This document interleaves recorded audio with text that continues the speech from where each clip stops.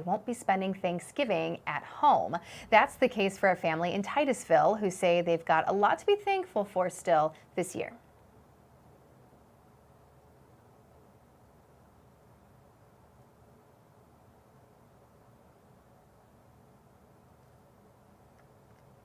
Oh, well, and here's some video for you. Okay.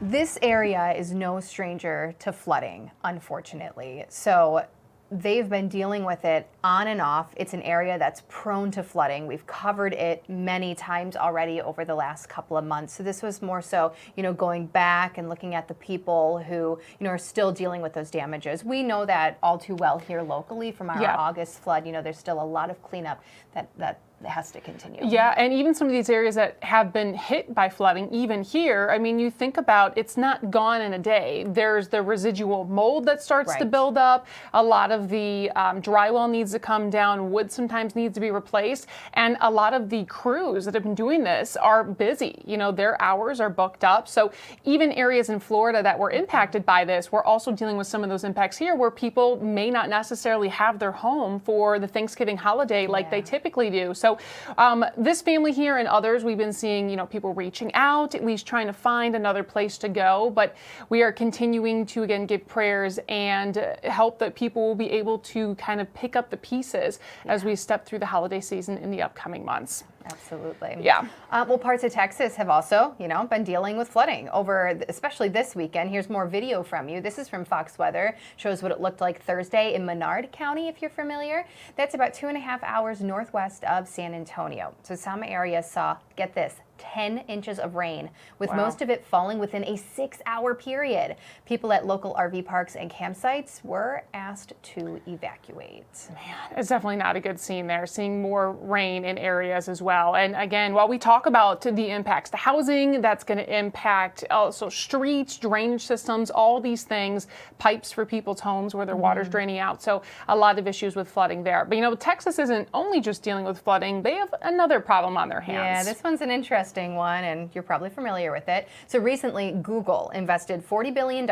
into the state of Texas as part of a plan to make Texas the epicenter of AI development. Now, the money will produce 3 data centers across the state. And you might be wondering, well, what's the impact here? Well, the expansion of more data centers being built is raising concerns about electricity shortages during the future winter storms. According to the North American Electric Reliability Corporation, these centers may increase the risk of blackouts during colder months. It says that 24/7 energy consumption of the centers will make it harder to sustain sufficient supply. Enhancements have been made to the state's power grid following the winter storm of 2021. If you remember, it was not a good situation for them there. Although it's not clear if those upgrades can handle the new data centers. So, of course, we're tracking that. Areas in the south, it's very important to be able to have the energy, especially when they've had the grids go down with even just cold temperatures.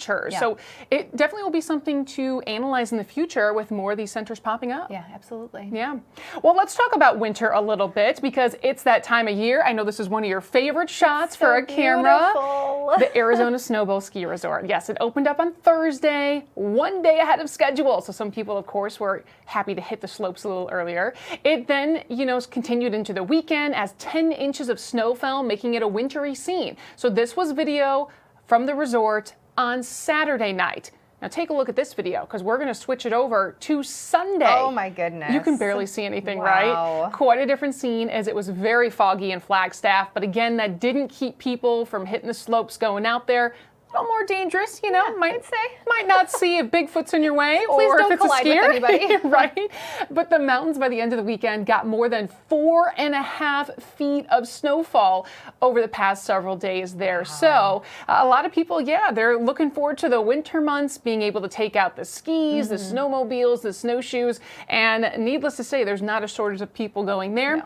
I guess we're going to have to see if we can get some snow here too. I don't know if it's going to be skiing snow, but maybe a little something to celebrate the holiday.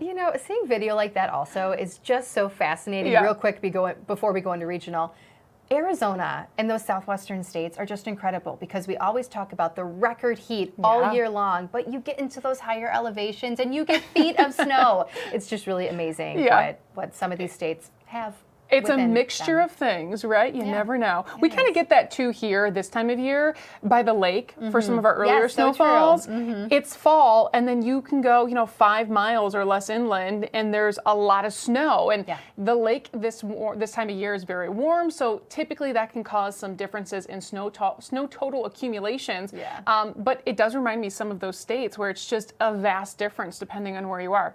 Awesome, Absolutely. though. The U.S. gives you many places to travel and a lot of things sure to do. does. All right. Speaking of that, let's kick off a look at regional weather, starting with more so the big picture view. Here's a look at the United States right now. You can see a lot of activity happening across central portions of our country at the moment. There's a storm system bringing some snow and wintry mix across parts of Montana, and that's really going to impact parts of northern Minnesota, North Dakota, northern Wisconsin in the coming days. And then down towards the south, there's a decent severe threat. So unfortunately, all the flooding we just recapped from the weekend, especially across parts of Texas, that's going to work its way eastward. So I do think we'll be probably talking about it tomorrow from what these southern states see throughout the day today. So zooming in towards the south, you can already tell there's a decent area of rain across parts of Arkansas, the lower Mississippi Valley, extending into parts of Texas. We've got a few scattered showers across Nebraska. This area in Iowa is actually going to expand a little bit more. We'll see more development throughout the day today, and that's what's going to bring southern Wisconsin and eventually the entire state of Wisconsin a chance for some scattered rain showers tonight on into Tuesday. And we'll get to that in just a second. But speaking of that severe threat, not just a marginal risk, there's actually a slight risk you can see here, right here down towards the south across Texas, Louisiana, parts of Mississippi, and far southern Arkansas. Nothing severe at the moment, but I do think towards our afternoon, early evening hours, where it's a lot more common, we could eventually start to see some severe weather in these southern states. There are a handful of communities under flood watches right now. Thankfully, nothing more than that at the moment, but heavy rainfall is a possibility again along the Gulf Coast and in those southern states. Let's switch seasons now to the wintry side of the U.S. up towards the north. Plenty of spots from Montana all the way into, you can see here, the UP and northern Wisconsin, either under winter weather advisories or winter storm watches. And look at this pink box you can see just west of Billings. Here's a recap for you, or a refresher for you. That's a snow squall warning, which we can potentially see here locally as the winter goes on. I'm not sure we had any last year, but a couple of years ago, I know we had a few. And so that's one of those newer warnings that can be put into place for some of those snow events that can just drop visibility very, very quickly. Regardless, that storm system is going to bring a decent amount of snowfall through Wednesday to some of these northern spots. Again, North Dakota, northern Minnesota, as well as northern parts of our state. For now, though, we are watching some of this rain towards the southwest. That's going to bring us rain chances off and on throughout the day Tuesday, and then we'll see these frontal boundaries working their way in, bringing that chance for some snow that right now is out west, but into especially late Tuesday and Wednesday. So there is a lot more to cover, I'd say, in this week. It is looking fairly active. Thankfully, we can handle rain, but that again is in the forecast for Tuesday. Now, this system, though, is going to drop our temperatures quite a bit behind the rain on Wednesday. And that's the reason why even southern Wisconsin is looking at a chance for some lighter snow, much lighter than what northern Wisconsin will see. But we could see a period of time off and on where we see some of this light snow to flurries to light snow. And Wednesday is still a big travel day, so something to keep in mind. And it's still a ways away to talk specifics, but we are looking at another chance of potentially accumulating snowfall Saturday into Sunday, and that would really impact your commute home from your destination. So after, I'd say, Wednesday, that will more so become our bigger focus. Now, as these systems continue to impact us, again, it's rain today as well as tomorrow. I should say tonight into tomorrow. Notice how that front kind of stalls out. It doesn't quite hit us here in southern Wisconsin until later Tuesday night. Heavy snowfall you can see across northern parts of our state Tuesday night into Wednesday, but we will likely still see a little bit of that wraparound moisture throughout the day Wednesday as some light snow here locally. Here's more of that statewide view, and this is skipping ahead to Wednesday again. You can still see some of those scattered snow showers across the state, but thankfully, right in time for Thanksgiving. This system works its way eastward. We'll still see a little bit of cloud cover up towards the north, sunshine towards the south. It is going to be a chilly Thanksgiving, though. And some of that cold air is still up towards the north and northwest, mainly across parts of Canada. But after this cold front passes, we're going to see a steady decrease in temperatures here through the remainder of the week. So for today, we're still looking at temperatures in the 40s as well as low 50s. Tomorrow is still looking mild here in southern Wisconsin, starting to feel the drop across northern Wisconsin later tomorrow, but here locally will still be mild with that high around 54. But then you can see the impact of this system. Temperatures Thursday and Friday and even Saturday may really struggle to even reach some of these low 30s. And then up towards the north, not even expecting to reach 30, going to stay in the 20s with some of that heavy snow. And same with low temperatures. We've got some cold mornings starting on Thanksgiving, and this may actually then linger for the long range. Here's the Climate Prediction Center's 8 to 14 day outlook for temperatures. So this brings us to December 7th. Below average temperatures are still looking really very likely. To put it, into perspective, that means more of these low 30s for high temperatures, I think. So gear up for a big change in the temperature department. Hey, I'm excited. It's December. It's time to put the tree up, the holiday decor if you haven't already. Let's do it. And of course, we need some cold weather to accompany that to really make it feel like we're heading closer to the end of the year and the holidays. Very true. Yeah. Well, we're going to take a different look above. As you may recall, last week we saw the aurora. Here's some stunning new video caught of the aurora last week. Gorgeous. From astronaut Zena Cardman. She was aboard the International Space Station and said the northern lights are frequent upon the ISS. Her post has been viewed more than 90,000 times. So if you did miss it, we're at least giving you a different perspective of it. But it's stunning. I mean, it's beautiful down at Earth, but take a look just how different and how beautiful it can look at different altitudes and different angles as well. It truly, from this perspective, looks 3D. Yeah. To see those dancing pillars, just incredible stuff there. It really is beautiful. Well, taking a live look outside, though, while we don't necessarily have the aurora right now, we are going to be seeing some peaks of sunshine trying to make their way through the cloudy skies. Of course, we are dry right now, but we are going to have a lot more coming up on some local weather and the impacts that it could bring to Milwaukee. We'll talk about it after the break. Stay tuned.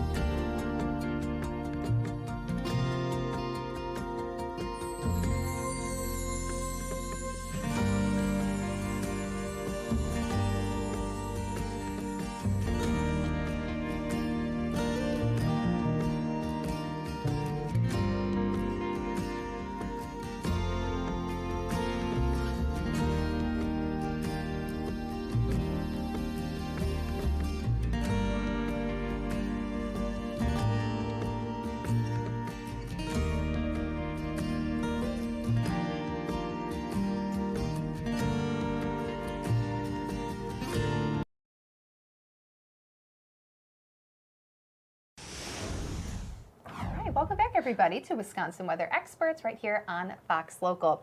Well, we often talk about how fog forms, but did you know that there are different types of fog? Chief Meteorologist Tom Walks has more. Well, we often talk about fog, right, and how fog forms when the temperature equals the dew point and those types of things. Well, not all fog forms in the same manner. Wait, what am I even talking about? Let me explain. First, I'm going to talk about a concept called radiation or radiational fog. This is the type of fog that forms on clear nights with light winds and dry air or low dew points. So the clear skies and all of these different ingredients, it's kind of like cooking, right? You have to have just the right ingredients. Same thing with weather, right? With meteorology. So when you get these ingredients of clear skies, calm winds, and dry air, that starts a process called radiational cooling in meteorology. So that's why this is called radiation fog. So what's happening here is the air is cooling, or the ground is cooling, because the heat from the day is escaping via those clear skies at night. And if the winds are light, it means that the air is not mixing around, because that can keep the temperature up, so that allows it to escape out to space, right? Cooling the ground down. Plus you have low dew points or dry air in place, and the air temperature will never get below the dew point. So once the air temperature and the dew point are equal, that's when you get fog to form. And the quick explainer behind that is when the air temperature and dew point are equal, it means that the air can't hold any more water. So it converts from the gas form of water, known as water vapor, into tiny liquid droplets. That's how a cloud forms, right? And when the cloud is on the ground, well, we call it fog. So that's the other wild thing about fog. Fog is simply a stratus cloud on the ground that we're all walking in. Our heads are literally in the clouds at that point, right? So fog, in that sense, forms in the same way every time, where the temperature and the dew point are equal. But with radiation fog, the ground is cooling at night, and this is why this type of fog happens later at night and very early in the morning, because, again, the heat from the day escapes via the clear skies, allowing that temperature to cool. Now, have you noticed on cloudy nights that we tend to stay warmer, right? And that's because clouds act like a blanket, helping to keep the heat closer to the ground, so you don't get as much of that radiation fog because you don't have those same ingredients. Okay, now I'm going to bring up we're going to throw another term at you. This is called advection fog. This is a different way that fog forms. Again, fog is fog, right? No matter which way you slice it, but how that fog forms, well, that's going to depend on these ingredients. So let's talk about advection fog.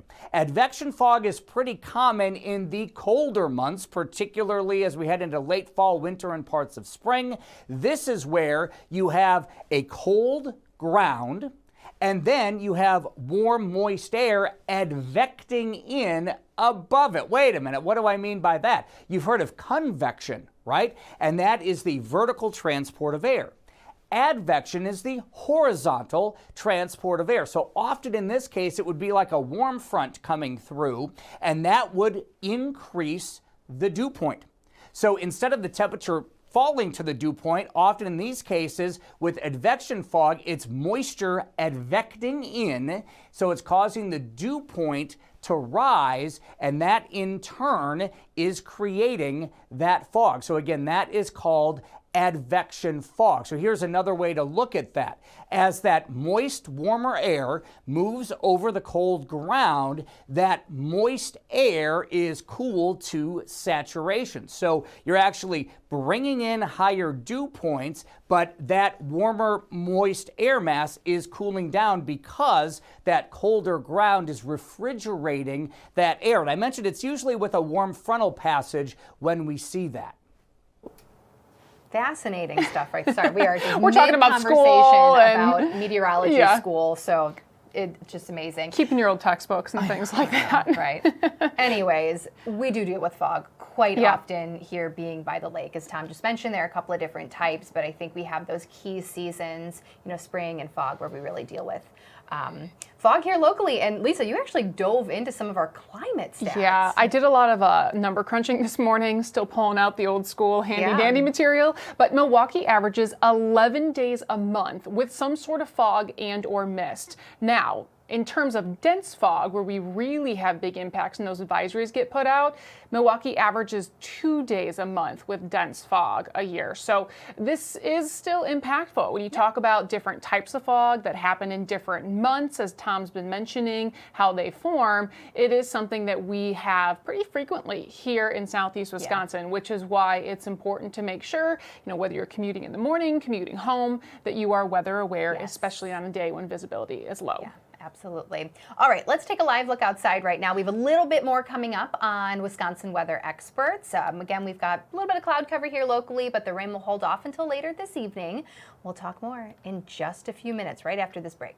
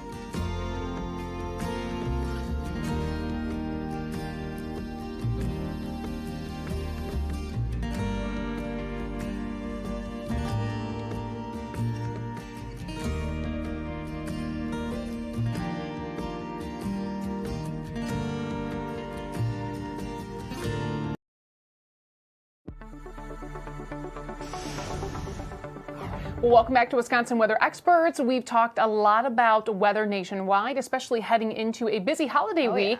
But heading into the end of the year, holiday gatherings with family and friends are quite common. We have Fox's Chris DeMayo has tips on how to strengthen your immune system prior to attending one of these functions. With Thanksgiving approaching, many people might be showing gratitude for their health. But with weather getting cooler and folks planning to attend more indoor functions, doctors say the chances for catching respiratory illnesses are going up. Young children, the elderly, and those with compromised immune systems can face higher risks. But there's some strategies to help keep your body's defenses strong. If you haven't gotten your flu vaccine, get it, as well as your COVID vaccine. Besides staying up to date with vaccines, many doctors are stressing the importance of sticking to a solid sleep schedule, even though it can be hard if you'll be traveling a lot.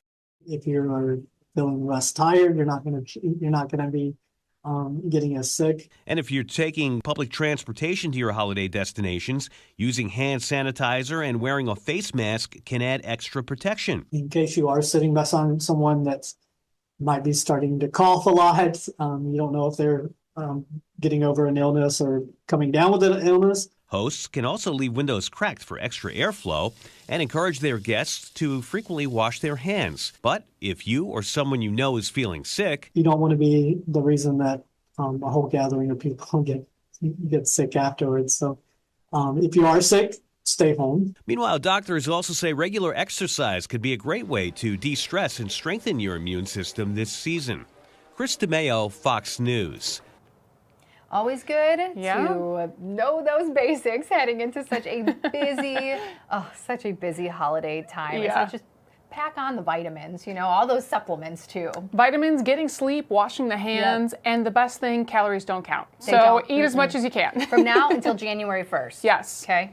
But that's so hard because then we have Valentine's Day candy, then we have St. Patrick's Day milkshakes and everything.